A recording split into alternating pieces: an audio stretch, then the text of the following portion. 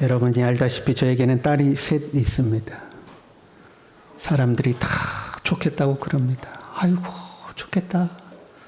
앞으로 딸들이 효도할 거예요. 옛날 표현으로 하면 비행기 3번 타겠네. 아이고 좋겠다 그럽니다. 이번 어버이날을 맞이해서 둘째가 선물을 주지 않았습니다.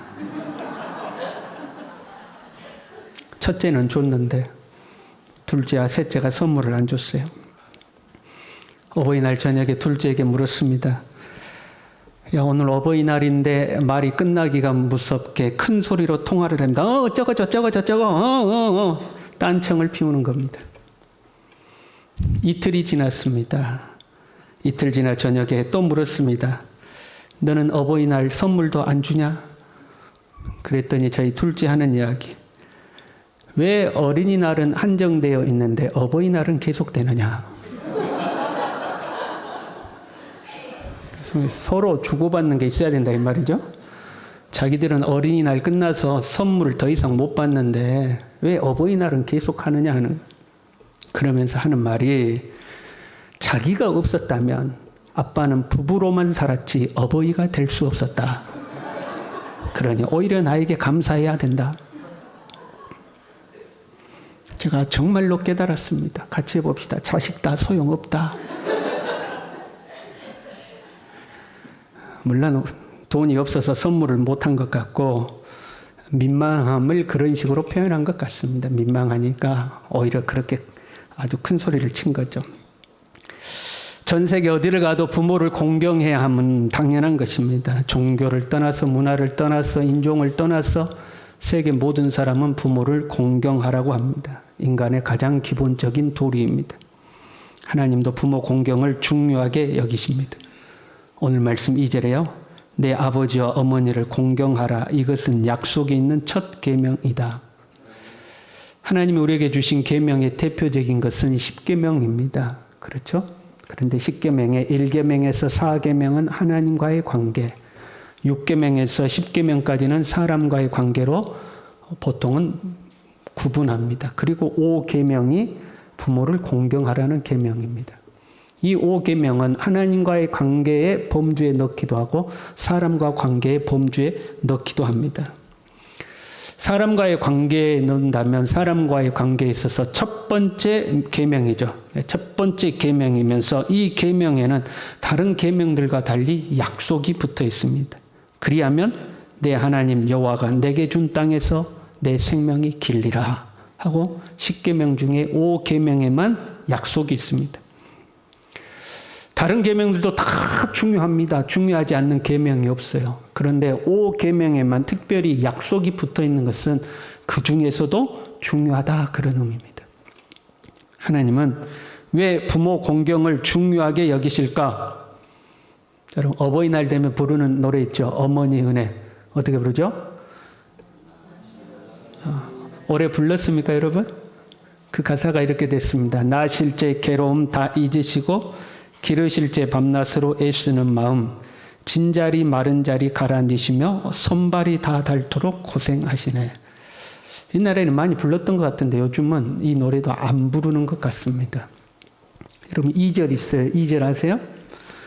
어려선 안고 업고 얼러주시고 자라선 문기대어 기다리는 맘, 알을 싸 그를 뗄 싸 자식 생각에 고우시던 이마이에 주름이 가득. 3절도 있습니다, 여러분. 3절에 이랬습니다. 사람의 마음속에 온 가지서온 어머니 마음속에 오직 한 가지.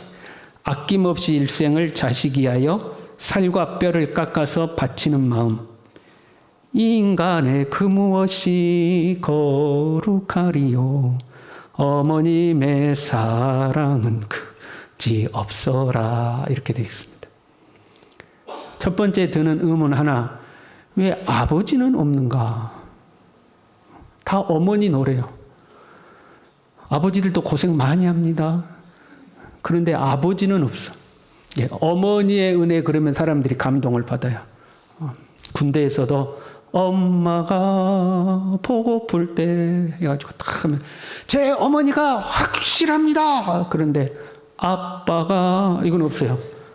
아버지는 없습니다. 두 번째, 이 노래는 요즘 엄마들하고는 안 맞는 것 같습니다. 그렇잖아요. 손발이 다닳도록 고생하시네. 여러분 그렇습니까? 요즘은 하나도 힘들어서 안 낳으려고 하잖아요. 옛날에는 5, 6, 막 7 낳고 업고 매고 들쳐 매고 그렇게 살았잖아요. 엄청 가난해가지고 말 그대로 부모가 손발이 다닳도록 고생해서 자녀를 키웠어요. 근데 지금은 그 하나 낳은 것도 그나마도 자기가 온전히 안 키워. 할머니가 키워주고 도우미가 키워주고 그런 시대가 됐어요. 그 노래 가사가 안 맞는 것 같아요. 우리의 부모님이 밤낮으로 애쓰고 손발이 다닳도록 고생하시고 살과 뼈를 깎아서 자녀를 돌보시니까 그래서 부모를 공경해야 하는가? 그것은 세상의 이치입니다. 그리고 세상의 노래입니다. 만약에 부모가 손과 발이 다 닳도록 우리를 위해서 고생하셨으니 그 고생에 대한 보답으로 부모를 공경해야 된다고 한다면 공경받지 못할 부모들도 많이 있습니다. 그렇잖아요. 어떤 부모는 물론 우리는 다 부족하지만 어떤 부모는 자녀에게 인정받지 못하는 부모들도 있습니다. 그런데 하나님은 모든 부모를 공경하라고 말씀하십니다. 사실 부모는 우리가 선택하지 않았습니다. 만약 우리 보고 부모를 선택하라고 한다면 여러분 어떤 부모 밑에서 태어나고 싶습니까? 부자 부모, 가난한 부모. 어떤 부모 밑에서 태어나고 싶어요? 다 부자 부모 밑에서 태어나고 싶을 겁니다. 근데 그 부모의 조건을 우리가 선택하지 않았습니다. 마찬가지로 부모도 자녀를 선택하지 않았습니다. 아들을 원했는데 딸이 나오기도 하고 딸을 원했는데 아들이 나오기도 합니다. 저희도 셋째가 이왕이면 아들이었으면 했습니다. 저희 누님이 첫째를 딸을 낳습니다. 둘째에 쌀 쌍둥이를 낳습니다. 졸지에 딸이 셋 돼서 거기서 멈췄습니다. 저희 형님이 첫째를 딸을 낳습니다. 둘째도 딸을 낳습니다. 저희가 첫째를 딸을 낳습니다. 둘째도 딸을 낳습니다. 공교롭게도 형님과 저희가 거의 비슷한 시기에 임신을 했습니다. 셋째를. 그래서 우리는 아들이 나오기를 소망했습니다. 저희 셋째가 나왔는데 딸이 나왔습니다.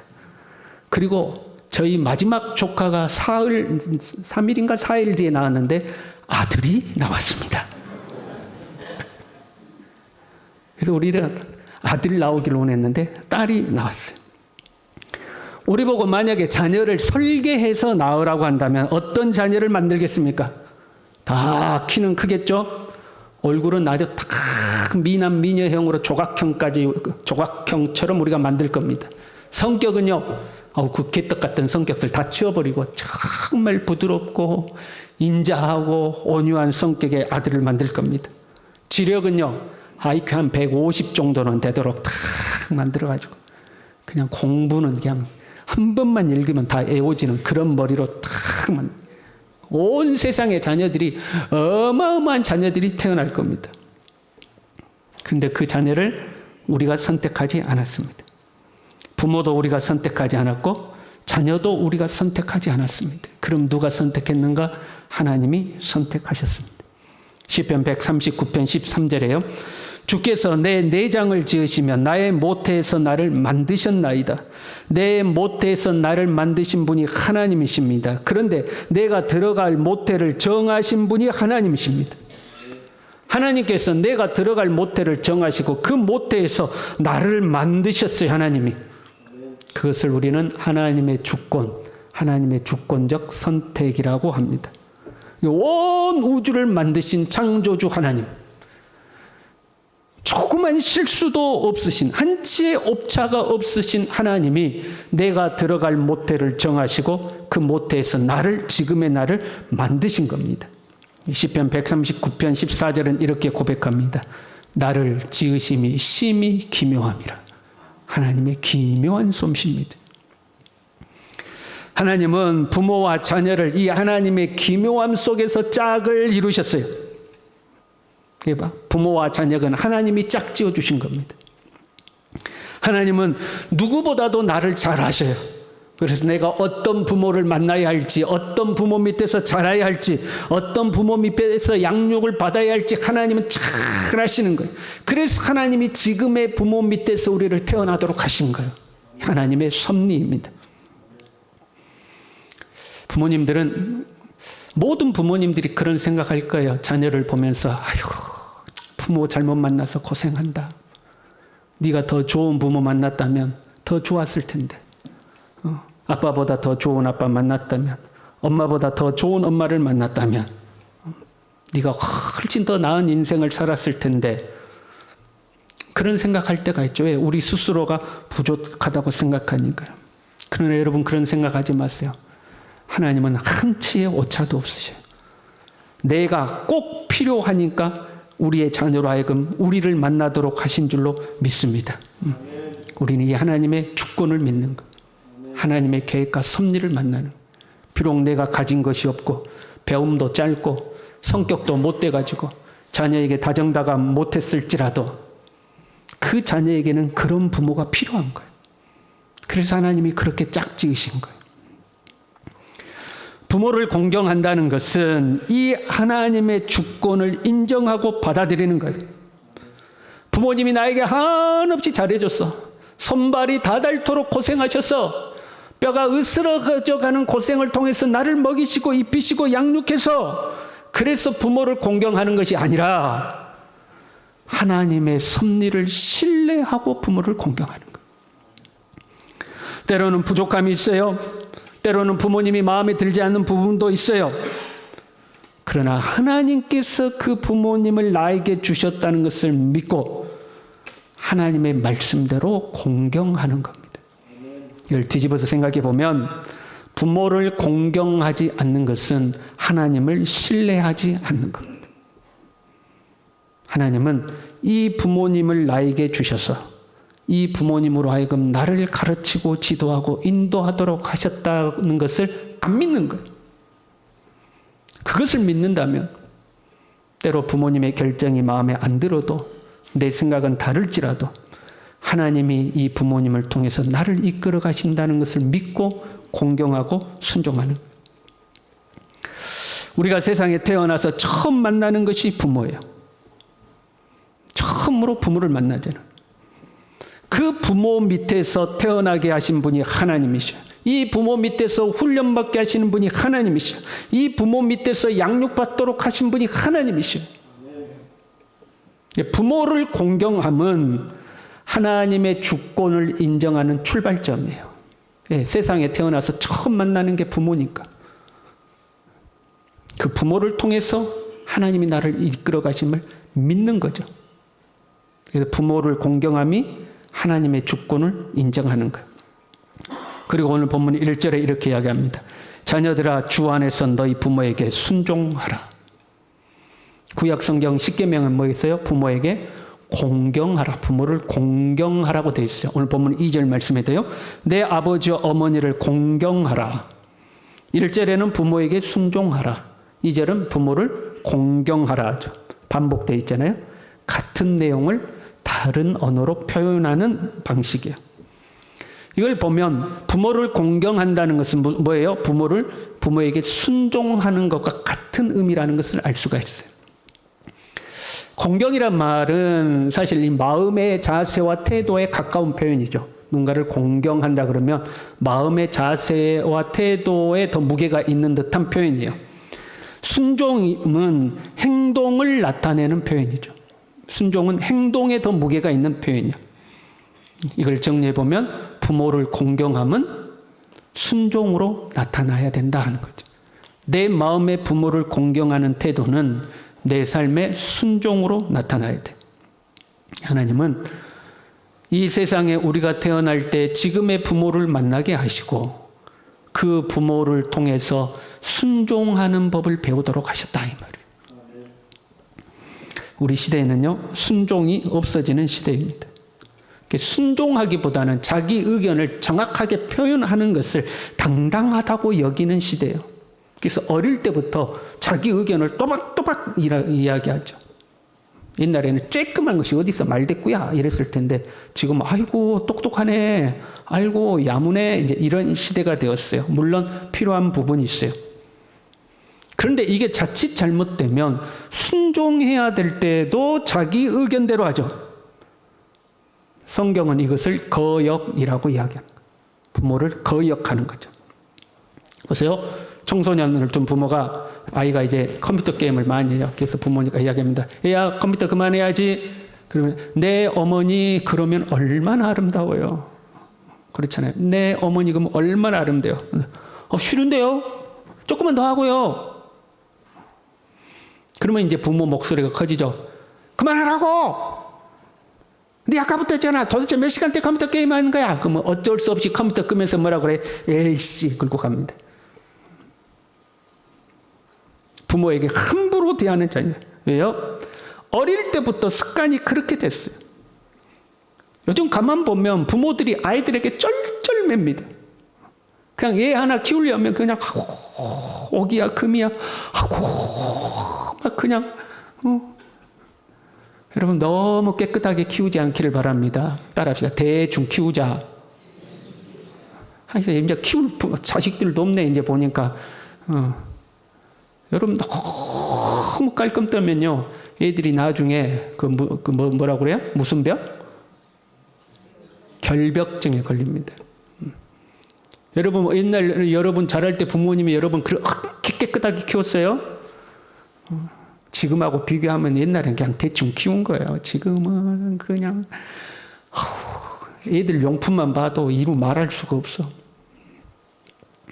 너무 이렇게 하는 거, 너무 그냥 어르고 달래고 아이들을 단호하게 훈육을 못합니다.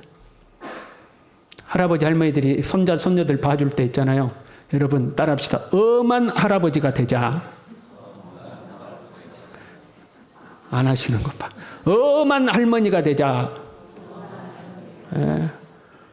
그냥 잘못하면 탁 혼을 내야 돼요. 옳지 않다. 훈육이 돼야 돼. 그런데 어르고 달래고 오메 내 새끼 오메 누가 혼이라도 낼 것 같으면 당신이 뭔데 내 자식한테 그러냐고. 그 자식 망치는 길입니다. 아유 우리 애 기 죽는데요. 기 안 죽습니다 여러분. 잘못한 건 잘못했다고 가르치고 잘한 건 잘했다고 칭찬하면 됩니다. 그러면 잘못한 건 버리고 잘하는 곳으로 성장하게 되어 있습니다. 개를 훈련시키는 사람, 개통령이라고 불리는 사람 누구 있어요? 강형욱 씨라는 분이 있어요. 그분이 개 훈련을 잘 시킨다고 그래요. 근데 제가 우연히 유튜브에서 그 강형욱 씨 말고 키가 더 작은데 개 훈련시키는 사람 이렇게 짧은 영상을 봤어요. 이 사람은 아주 개를 단호하게 훈련을 시킵니다. 가다가 개가 잘못하면 줄을 탁 잡아쳐요. 그냥 아주 사정없이 잡아쳐요. 탁 잡아쳐요. 말 안 듣는 발로 퍽 찹니다. 몇 번만 하면 개가 말을 듣습니다.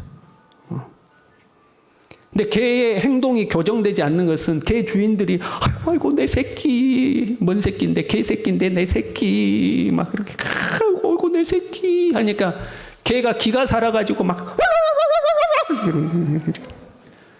지나가다가 사람 보고 지으면 목줄을 팍 잡아챕니다. 그래도 지금은 또 목줄 팍 몇 번만 하면 사람 지나가도 안 짖더라고요. 금방 교정이 됩니다. 그러면서 그 훈련사가 하는 말이 사람들이 동물 학대라고 하는데 그것이 강아지를 이해하는 길이라는 거예요. 오히려 오냐 하다가 내버려두면 더 큰 문제가 생긴다는 거예요. 그리고 걔들도 스트레스를 받아 짖는다는 거예요. 겁나니까 짖고. 여러분 오냐 하며 쩔쩔매며 아이를 키우면 커서도 자기 멋대로 하는 아이가 되는 겁니다. 단호할 때는 단호하게 훈련을 해야 돼요. 아이가 부모에게 순종하지 않는 건 문제죠. 그러나 그것보다 문제는 부모에게 순종하지 않는 자녀는 하나님에게서 순종을 안 한다는 겁니다. 하나님께서 부모를 통하여 순종을 배우도록 하신 것은 단지 육신의 부모에게 순종하기를 배우는 것이 아니라 참 하나님 아버지께 순종함을 가르치기 위해서였어요. 그래서 오늘 본문 말씀이 이렇게 되어 있죠. 주 안에서 너희 부모에게 순종하라. 왜 이런 말씀을 했냐면 주 안에서라는 말을 붙였잖아요. 에베소 교회에는 이방인으로서 예수님을 믿는 성도들이 많았습니다. 그러니까 나는 지금으로 말하면 나는 교회 다니는데 우리 부모님은 교회 안 다니는 거야. 그래서 부모에게 순종하라 그러면 부모가 너 교회 다니지 마 그러면 순종해야 돼 안 해야 돼? 이 고민이 생기잖아요. 신앙과 부딪히는 것을 부모가 명했을 때에 부딪히는 거죠. 그래서 주 안에서를 붙여놓은 거예요. 왜? 부모에게 순종하는 것은 근본적으로 하나님께 순종하는 것이어야 돼요. 부모님께 순종하는 것은 하나님의 말씀에 순종하는 것이 돼야 돼요. 왜냐하면 이스라엘은 부모님이 하나님의 말씀을 가르쳤기 때문에 그렇습니다. 구약의 이스라엘은 신정국가였습니다. 하나님이 통치하는 나라였어요. 모든 사람이 하나님을 믿었어요. 태어나면서부터 하나님을 믿는 부모 밑에서 태어난 겁니다. 그리고 그 부모는 자녀를 말씀으로 가르쳐야 하는 의무를 가지고 있었어요. 신명기 6장 6절에요. 오늘 내가 네게 명하는 이 말씀을 너는 마음에 새기고 네 자신부터 하나님의 말씀을 새기라는 거예요. 그 다음에 네 자녀에게 부지런히 가르치며 집에 앉았을 때든지 길을 갈 때든지 누워있을 때든지 일어날 때든지 언제든지 네 자녀에게 이 말씀을 강론해라. 자녀에게 말씀을 가르치라는 거예요.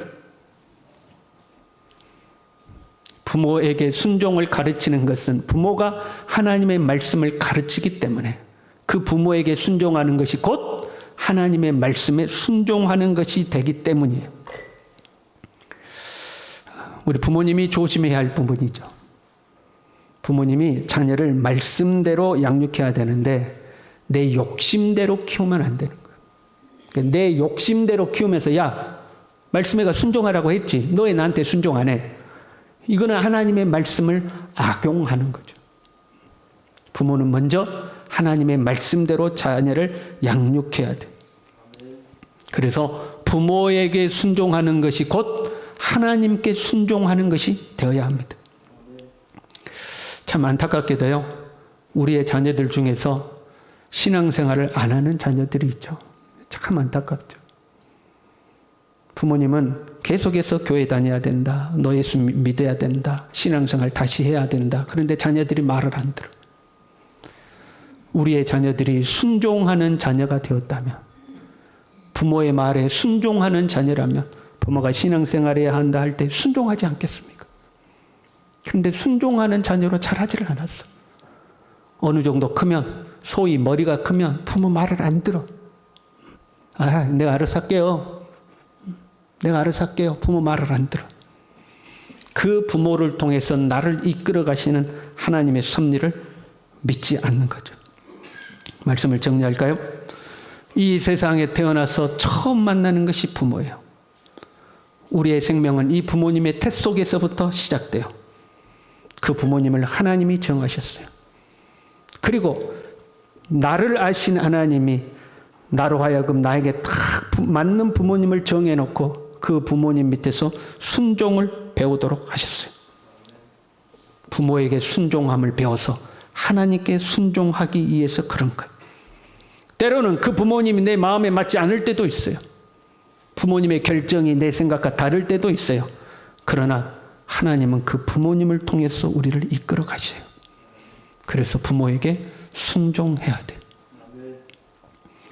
그리고 그렇게 순종하는 데는 하나님의 약속이 있어요. 이로써 네가 잘되고 땅에서 장수하리라. 이것이 하나님 우리에게 순종을 요구하시는 이유예요. 하나님은 우리에게 좋은 길을 다 계획해 놓으셨어요. 그리고 우리가 순종하면 좋은 길로 갈 수 있어요. 그런데 우리는 자꾸 불순종해서 엉뚱한 길로 가요. 네가 순종하면 잘 될 것이다. 저와 여러분이 하나님 앞에 순종의 사람으로 다시 거듭날 수 있기를 간절히 바랍니다. 우리 함께 찬양할까요? 이 시간 찬양할 때 축복의 찬양입니다. 참 우리 부모님들 고생 많으시고 수고 많으시고 남은 인생이 하나님의 은혜 가운데 있기를 바라는 마음에서 우리 축복하면서 이 찬양하겠습니다.